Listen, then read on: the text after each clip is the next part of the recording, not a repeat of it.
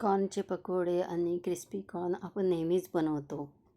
आज मी तुमच्यासाठी घेऊन आली आहे क्रिस्पी कॉर्न चाट. वर्षा की रसोईमध्ये तुमचं स्वागत आहे. चला तर मग बनवूया क्रिस्पी कॉर्न चाट.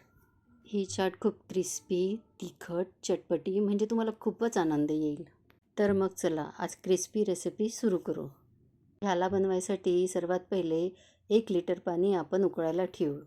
उकळी आली की 2 कप स्वीटकॉर्न आपण पाण्यात टाकू. हे स्वीटकॉर्न तुम्ही रेडीमेडही आणू शकता, म्हणजे काढलेले पण आणू शकता किंवा घरी पण काढू शकता.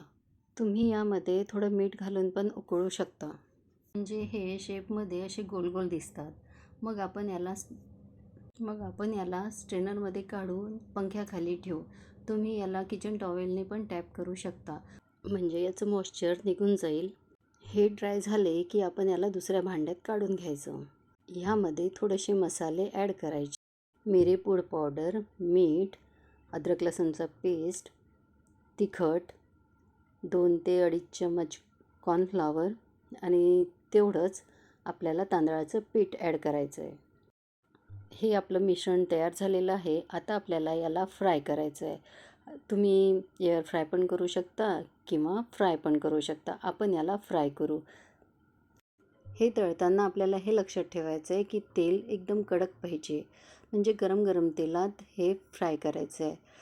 स्वीटकॉर्न तळताना तेल एकदम गरम पाहिजे. कडक तेलात आपल्याला स्वीटकॉर्न तळायचे आहे. तेल गरम झालेलं आहे. ह्यामध्ये आपण स्वीटकॉर्न टाकू. पण आपल्याला एक प्रिकॉशन घेणं जरुरी आहे. ती म्हणजे जेव्हा आपण स्वीटकॉर्न तेलात टाकतो त्यावेळेस आपल्याला एका साईडने कव्हर करायचं आहे, म्हणजे त्याच्यावर झाकण ठेवायचं आहे. कारण स्वीटकॉर्न तेलामध्ये फुटतो. चना किंवा स्वीटकॉर्न हे नेहमी तेलामध्ये फुटतात आणि ते आपल्या अंगावर उडू शकतात.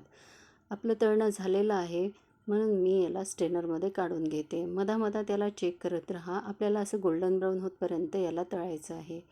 मका पूर्ण तळून झालेला आहे. आता आपण याला दुसऱ्या बाउलमध्ये काढू. त्याच्यासाठी मी दुसरं बाउल घेतलेलं आहे आणि त्याच्यामध्ये आपण आता याला चाटचं रूप देऊया. यामध्ये हिरवी मिरची, कांदा, धनिया पत्ती, चाट मसाला, लाल मिर्च पावडर आणि निंबूचा रस टाकून याला छानपैकी मिक्स केलेलं आहे. तळलेला स्वीटकॉर्न पण खाऊ शकता किंवा अशा प्रकारे चाट बनवून पण खाऊ शकता. चाट बनवून खाताना खूप मजा येते. मीठ यामध्ये आपण नाही टाकलेलं आहे, कारण मीठ पहिलेच टाकलेलं होतं. तुम्ही तुमच्या स्वादानुसार याच्यात मीठ टाकू शकता. ह्याला आता आपण तुरंत खाऊ शकता, कारण हे थंड झालं की नरम पडते आणि त्याची मजा राहत नाही. त्याच्यामुळे हे गरम गरम खाण्यातच मजा आहे.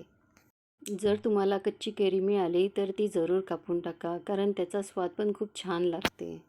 चला तर मग आपली टेस्टी, चटपटी, स्वादिष्ट अशी स्वीटकॉर्न चाट तयार आहे. तुम्ही ही स्वीटकॉर्न चाट बनवा आणि फॅमिलीसोबत खा. खूप छान आणि सुंदर अशी टेस्टी स्वीटकॉर्न चाट आहे.